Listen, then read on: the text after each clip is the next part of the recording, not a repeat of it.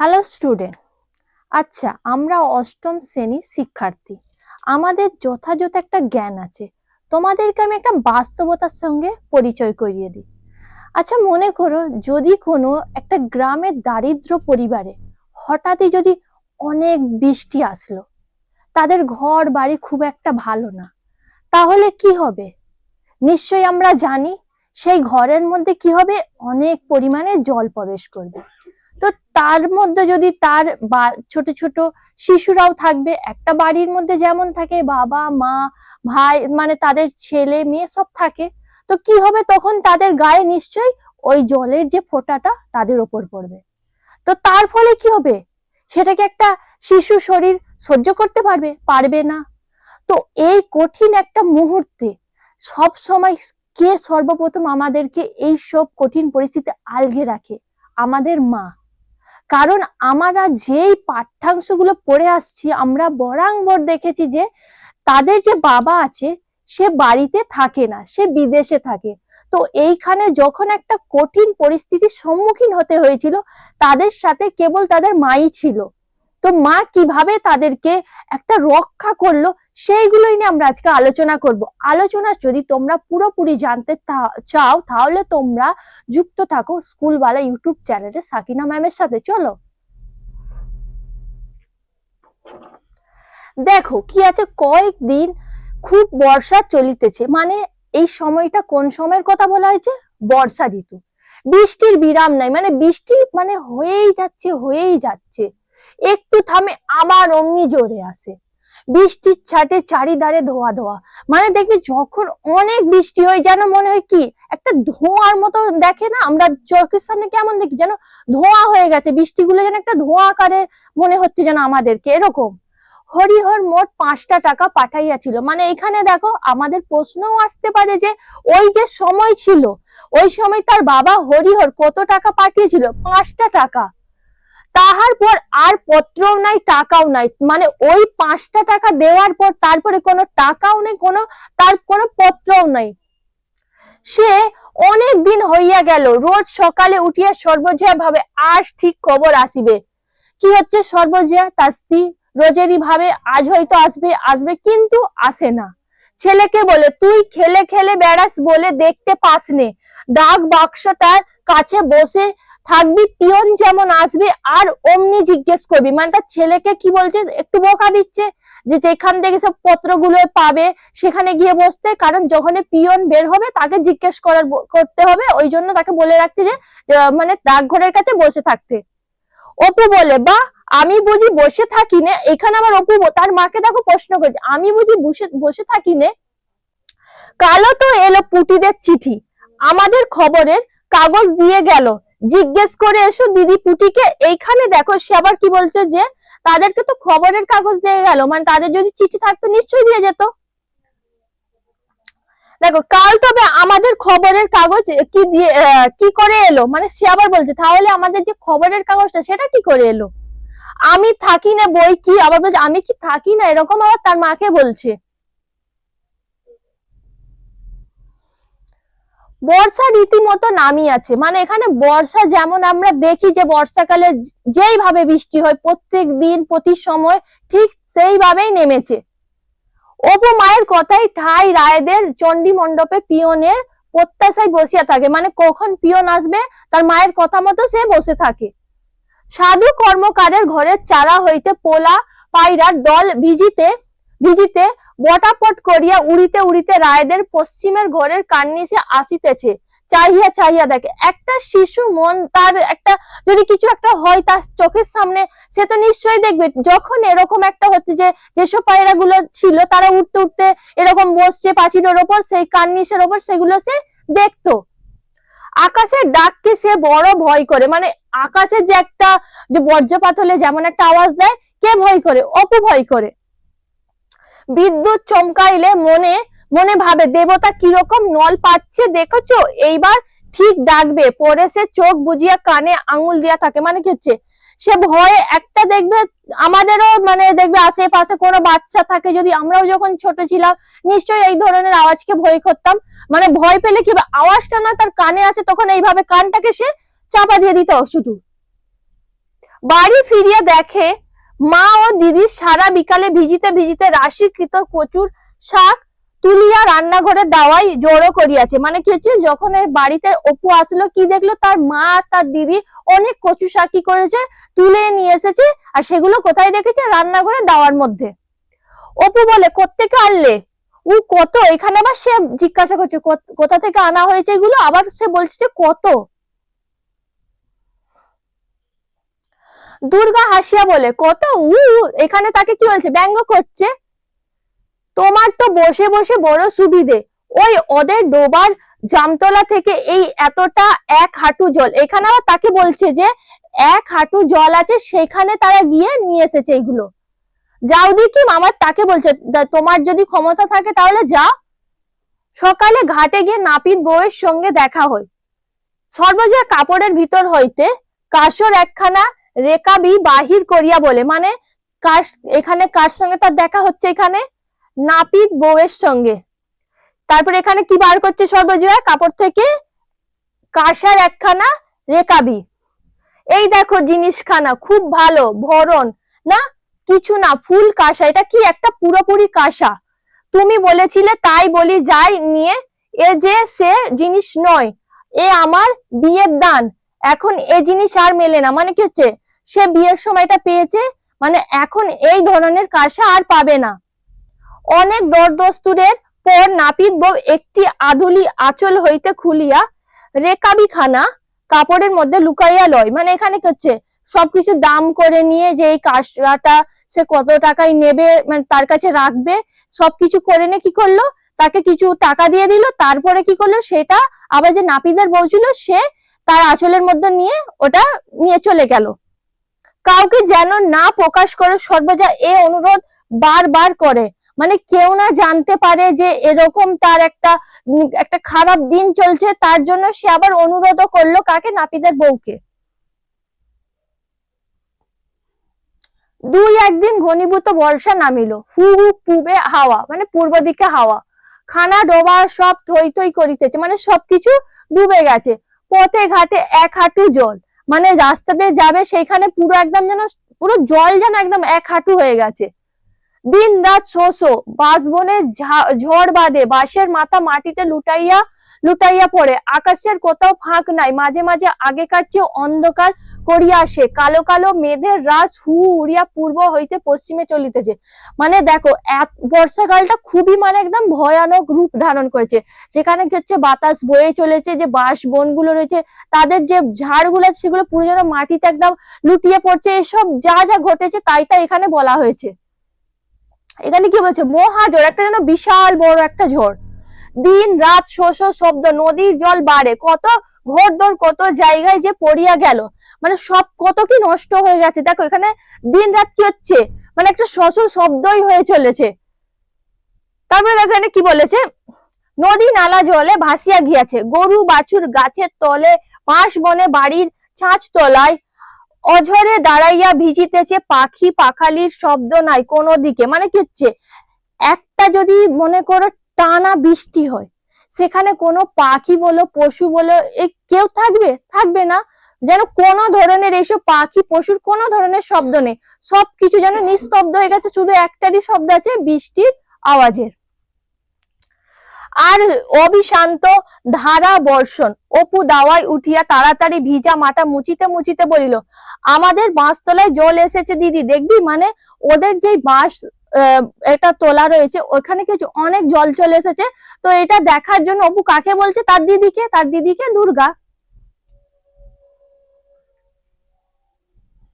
দুর্গা কাঁথা মুড়ি দিয়া শুইয়া ছিল, না উঠিয়াই বলিল, কতখানি জল এসেছে রে, মানে সে শুয়ে আছে, এবার তখন কি করে, না উঠেই সে কাকে, অপুকে বললো, যে অমনি শুয়ে অবস্থাতেই জিজ্ঞাসা করে নিল। অপু বলে, তোর জ্বর সারলে কাল দেখে আসিস, মানে বলছে তোর যদি জ্বরটা ঠিক হয়ে যায় তাহলে তুই দেখে আসিস। তেঁতুল তলার পথে হাঁটু জল, মানে যে তেঁতুল তলা আছে সেখানে জল কতটা, মানে হাঁটু পর্যন্ত চলে যাবে এমন। পরে জিজ্ঞাসা করে, মা কোথায় রে, আবার জিজ্ঞাসা করছে মা কোথায়, ঘরে একটা দানা নাই, দুটো খানি বাসি চাল ভাজা মাত্র আছে। এখানে আবার কি বলছে, হয় অপু নয়, মানে এখানে অপুর মা নয় তার দিদি নিশ্চয়ই কথাটা বলছে, ঘরে একটা দানা নাই, দুটো খানি কি আছে, বাসি চাল ভাজা মাত্র আছে। অপু কান্নাকাটি করে, তা হবে না মা, আমার খিদে পাই না বুঝি, আমি দুটো ভাত খাবো। এখানে বসে দুঃখ করছে, আমি দুটো ভাত খাবো। তার মা বলিল, লক্ষ্মী মানিক আমার ওরকম কি করে, অনেক করে চাল ভাজা মেখে দেব, এখন রাঁধবো কেমন করে, দেখছিস নে কিরকম সেওটা করেছে। মানে কি এখানে তো তারা তো কিছু চারিদিকে যেহেতু ডুবে গেছে, তেমন কিছু তো পাওয়া যাবে না। তো এখানে তার মা বলছে যে কি করেই বা সে রাঁধবে, তো এখানে চাল ভাজাটাকে ভালো করে সে মাখিয়ে দেবে, সেটাই খেতে বলছে অপুকে। উনুনের মধ্যে এক উনুন জল, যেখানে কি আছে, যে যেখানে রান্না করবে সেখানেও তো সেটাও তো ডুবে গেছে। পরে সে কাপড়ের ভিতর হইতে একটা কি বাহির করিয়া হাসি মুখে দেখাইয়া বলে, এই দেখ একটা কই মাছ। এখানে কি হচ্ছে, যেহেতু বর্ষাকাল এগুলো পাওয়াই যাবে, তো কি দেখালো, একটা কই মাছ দেখালো। মাছতলায় কানে হেঁটে দেখি বেড়াচ্ছে, বন্যার জল পেয়ে সব উঠে আসছে গাং থেকে, পোতার ডোবা ভেসে নদীর সঙ্গে এক হয়ে গিয়েছে কিনা। মানে যখন দেখবে বর্ষাকালে এই ধরনের দৃশ্য দেখা যায় গ্রামে, বিশেষত যে ছোট ছোট যে নদী থাকে আর থাকে, সেখান থেকে দেখবে সব মাছ উঠে আসে, অনেকে ধরতে যায় এরকম। তাই সব উঠে আসছে। বরজ দুর্গা বলে, একটু জ্বর সারলে কাল সকালে চল অপু, তুই আর আমি বাঁশবাগান থেকে মাছ নিয়ে আসবো এখন। মানে কি বলছে, যখন দুর্গার মানে জ্বরটা ঠিক হয়ে যাবে তখন দুজনে গিয়ে অনেক মাছ নিয়ে আসবে। পরে সে তো অবাক হইয়া ভাবে, বাঁশবাগানে মাছ, মানে এখানে আবার অপু একটু অবাক হয়ে গেল, বাঁশবাগানে কি করে মাছ আসে, সে তো একটা শিশু, তার পক্ষে তো একটু অবাক হওয়ার বিষয়, কি করে এলো। দেখো এখানে আবার সেও ভাবছে, বা তো মা কি আর ভালো করে খুঁজিছে, খুঁজলে আরো সেখানে আছে, দেখতে পেলাম না কিরকম কই মাছ, কানে হাটে, কাল সকালে দেখবো, সকালে জ্বর সেরে যাবে। এখানে আবার দুর্গা ভাবছে যে তার জ্বরটা ঠিক হয়ে গেলে সে গিয়ে দেখবে কেমন করে কই মাছগুলো কানে হাটে, সেটা সে দেখতে চায়। চারিদিকে বন বাগান ঘিরিয়া সন্ধ্যা নামে। এবার এবার দেখো সন্ধ্যা নেমে এসেছে। সন্ধ্যার মেঘে ত্রয়োদশীর অন্ধকারে অস্কারে চারিধার একাকার। দুর্গা যে বিছানা পাতিয়া শুইয়া আছে, তাহার এক পাশে তাহার মা ও অপু বসে। মানে কি হচ্ছে, এই সময় চারিদিকে অন্ধকার হয়ে আছে, তার এক পাশে কে কে আছে, অপু আর তার মা আছে।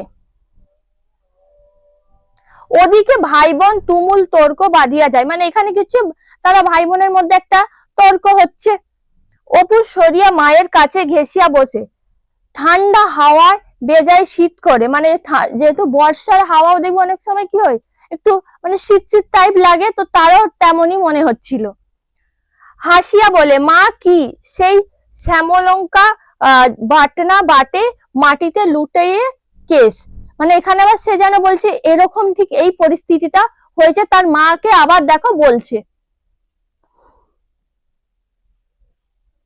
দুর্গা বলে, ততক্ষণে মা আমার ছেড়ে গিয়েছেন দেশ। মানে কি হচ্ছে, একটা একটা মানে কবিতা আছে, একটা লাইন সে বলছে আর একটা কে বলছে, দুর্গা। অপু বলে, দূর হ্যাঁ মা, তাই? আবার তার মাকে জিজ্ঞাসা করছে অপু, তাই এটাই? ততক্ষণে মা আমার ছেড়ে গিয়েছেন দেশ কথা বলিয়াই সে দিদির অজ্ঞতায় হাসে। এখানে সে দিদিকে ভাবছে তার দিদি যেন অজ্ঞ, তার দিদি কিছু জানে না। সর্বজয়ার বুকে ছেলের অবধ উল্লাসের হাসি ছেলের মতো বেঁধে। মনে মনে ভাবে, 7টা নয় 5টা নয়, এই তো একটা ছেলে, কি করে ওদেষ্ট যে করে এসেছিলাম, তার মুখের আবদার রাখিতে পারি না। মানে কি সে কিছু একটা খারাপ কাজ করেছে, যে তার 5টা নয়, তার 7টা ছেলে নয়, তার একটা মাত্রই ছেলে। কি বলেছে এখানে, ঘিনা লুচি না সন্দেশ না কিনা, মানে এখানে কিছু এইসব সে আবদার করেনি খাওয়ার জন্য, শুধু দুটো ভাত নেন কি, মানে শুধু চেয়েছিল কি দুটো ভাত খেতে চেয়েছিল। আবার ভাবে, এই ভাঙা ঘর টানাটানির সংসার, অপু মানুষ হলে আর দুঃখ থাকবে না। মানে ওর অপু যদি ঠিকঠাক ভাবে মানুষ হয়, তাহলে এই দুঃখগুলো সব ঘুচিয়ে যাবে। ভগবান তাকে মানুষ করে তোলেন যেন, সে কি বলছে এখানে, ভগবান যেন তাকে একটা ভালো মানুষ করে। তাহার পর সে বসিয়া বসিয়া গল্প করে, যখন প্রথম সে নিশ্চিন্দপুরে ঘর করতে আসিয়াছিল, তখন এক বছর এইরকম অবিশ্রান্ত বর্ষায় নদীর জল এত বাড়িয়াছিল যে ঘাটের পথে মুখুজ্জে বাগানের কাছে খড় বোঝাই নৌকা পর্যন্ত আসিয়াছিল। মানে সে আবার গল্প করছে যে যখন সে এসেছিল মানে এরকম একটা বর্ষা নেমেছিল যেখানে পুরো যেন সবকিছুই ডুবে গিয়েছিল। কি বলেছে এখানে দেখো যে মুখুজ্জেদের বাগান আছে সেখানে খড় বোঝাই নৌকা পর্যন্ত পুরো একদম জল যেন চলে এসেছিল পুরো। অপু বলে কত বড় নৌকা মা? আবার এখানে অপু তার মাকে জিজ্ঞাসা করছে যে নৌকাটা কত বড় ছিল। মস্ত ওই যে চুনের নৌকা, সাজি মাটির নৌকা, মাঝে মাঝে আসে, দেখেছিস তো এত বড়। দুর্গা হঠাৎ জিজ্ঞাসা করে মা তুমি চারগুচির বিনুনি করতে জানো? মানে একটা মাথা যে বাঁধা হয় না সেটা আবার তার মাকে জিজ্ঞাসা করছে যে তুমি পারো ওটা? অনেক রাত্রে সর্বজার ঘুম ভাঙিয়া যায়, অপু ডাকিতেছে মা। মানে এখানে অনেক রাত্রে কি হয়েছে, সর্বজার ঘুমটা ভেঙে গেল, কে ডাকছে? অপু ডাকছে, ও মা ওঠো আমার গায়ে জল পড়ছে। অপু বলছে কি আমার গায়ে জল পড়ছে? সর্বজয় উঠিয়া আলো জ্বালে, বাহিরে ভয়ানক বৃষ্টির শব্দ হইতেছে, ফুটা ছাদ দিয়া ঘরের সর্বত্র জল পড়িতেছে। মানে কি হচ্ছে, তারা তো দরিদ্র, তো তাদের ঘরের মধ্যে তো কি হয়েছে, কোথাও না কোথাও তো একটু ফাঁক ফোকর আছে, সেখানে কি হচ্ছে জল প্রবেশ করছে। সেগুলো কাদের গায়ে পড়ছে? দুর্গা ও অপুর গায়ে। সে বিছানা সরাইয়া পাতিয়া দেয়, দুর্গা ও ঘর জোরে শুইয়া আছে। তাহার মা গায়ে হাত দিয়া দেখে তাহার গায়ের কাঁটা ভিজিয়া সপ সপ করিতেছে। মানে দুর্গার তার ঘুম ভাঙেনি। তো কি হয়েছে এখানে, তার মা যখন দুর্গার গায়ে হাত দিল তখন দেখলো যে যে কাঁটাটা দুর্গা গায়ে দিয়েছে সেটাও সম্পূর্ণ ভিজে গেছে। ডাকিয়া বলে দুর্গা ও দুর্গা শুনছিস? মানে তার মা এখানে কিছু দুর্গাকে ডাকছে, একটু ওঠ দেখি, বিছানাটা সরিয়ে নি। ও দুর্গা শীঘ্রই, একেবারে ভিজে গেল যে সব। তার মা বলছে কি দুর্গাকে উঠছে বলছে, কেন বলছে সব তো ভিজে গেছে। ছেলে মেয়ে ঘুমাইয়া পড়িলেও সর্বজার ঘুম আসে না। এখানে অপু দুর্গা ঘুমিয়ে পড়ছে কিন্তু তার মায়ের আর ঘুম আসছে না। অন্ধকার রাত, এই ঘন বর্ষা, তাহার মন ছপছপ করে, ভয় ভয় একটা যেন কিছু ঘটবে। তার মনের মধ্যে একটা ভয় হচ্ছে, কিছু একটা অঘটন ঘটতে পারে, কিছু ঘটিবে। ভাবে সে মানুষেরই বা কি হলো, মানে আবার কে কার কথা ভাবছে এখানে? তার স্বামীর কথা। কোনো পত্র আসে না, টাকা মরুক গে যাক, মানে টাকা চাই না, মানে সে ভালো থাকে এটাই তার কাছে অনেক। এরকম তো কোনোবার হয় না, তার শরীরটা ভালো আছে তো। এখানে তার মনের মধ্যে আবার দেখো সর্বজয়ার মনে কতগুলো প্রশ্ন আসছে যে তার শরীরটা ভালো আছে কিনা, তার কিছু হয়েছে কিনা। মা সিদ্ধেশ্বরী, 105 আনার ভোগ দেব, ভালো খবর এনে দাও মা। এখানে যে একটা যে কোন ঠাকুরকে বলা হয়েছে, মা সিদ্ধেশ্বরী, কি বলছে যদি সব ভালো খবর থাকে সে কি করবে, সে 105 আনার ভোগ দেবে। তার পরের দিন সকালের দিকে সামান্য একটু বৃষ্টি থামিল। সর্বজয়া বাটির বাহির হইয়া দেখিল বাঁশবনের মধ্যে ছোট ডোবাটা জলে ভর্তি হইয়া গিয়াছে। মানে এখানে সব বাটির মানে কি মানে বাড়ির বাইরে গিয়ে দেখলো যে তাদের যে ডোবাটা ছিল সেটা ভর্তি হয়ে গেছে। ঘাটের পথে নিবারণের মা ভিজিতে ভিজিতে কোথায় যাইতেছিল। সর্বজয়া ডাকিয়া বলিল, ও নিবারণের মা শোন, পরে সলজ্জ ভাবে বলিব, সেই তুই একবার বলেছিলি না বৃন্দাবনী চাদরের কথা, তোর ছেলের জন্য তা নিবি। মানে এখানে সে একবার বলেছিল যে তার ছেলের জন্য নেবে বলে, তো এখানে আবার তাকে বলছে যে তুই নিবি, ওই জন্য তাকে জিজ্ঞাসা করছে। আবার দেখো নিবারণের মা বলিল, আছে, মানে তার কাছে এখন আছে, একটু ধরুক দেওয়া, একটু ধরুক, মোর ছেলের সঙ্গে করে এখনই আসবো, এখন নতুন আছে মা ঠাকুরন। মানে এখানে তাকে বলছে ঠাকুরন, বলছে যে বলছে এখন নতুন আছে না পুরানো। এখানে দেখো এখানে জিজ্ঞাসা করছে নতুন না পুরানো। সর্বজয়া বলিল, তুই আয় না এক্ষুনি দেখবি। সর্বজয়া কি বলছে, এক্ষুনি আসতে বলছে, দেখবি। একটু পুরানো, কিন্তু সে কেউ গায়ে দেয়নি, ধোয়া তোলা আছে, মানে একটু মানে ব্যবহার করেছে কিন্তু সেটা নতুনেরই মতো। পরে একটু থামিয়ে বলল, তোরা আজকাল চাল ভাঙছিস নে?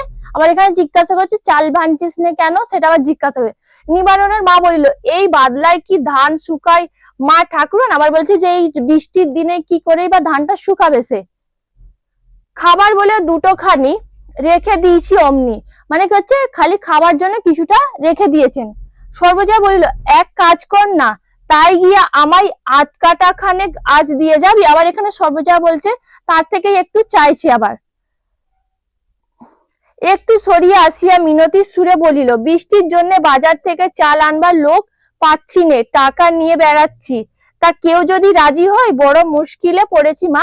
এখানে কি হচ্ছে যে বৃষ্টির জন্য যেতে পারছে না বাজারে, তেমন লোকও পাচ্ছে না, ও একটু দিলে কি হয়, খুবই ভালো হয়। আসবো এখন নিয়ে। কিন্তু সে ভেটেল ধানের চালির নিবারণের মা শিকার হইয়া গেল, বলিল, ভাত কি আপনারা খেতে পারবেন মা ঠাকরুন? এখানে যে একটা ভেটেল চাল আছে সেটা একটু মোটা হয়, সেটা ওই জন্য বলছে এটা কি খেতে পারবেন? বড্ড মোটা। নিম ছাল সিদ্ধ দুর্গা আর খাইতে পারে না, মানে যে নিম ছাল, যেহেতু তার শরীরটা ভালো নয় তাই জন্য এগুলো খাওয়ানো হচ্ছে, কিন্তু এগুলো আর তাকে খেতে ভালো লাগছে না।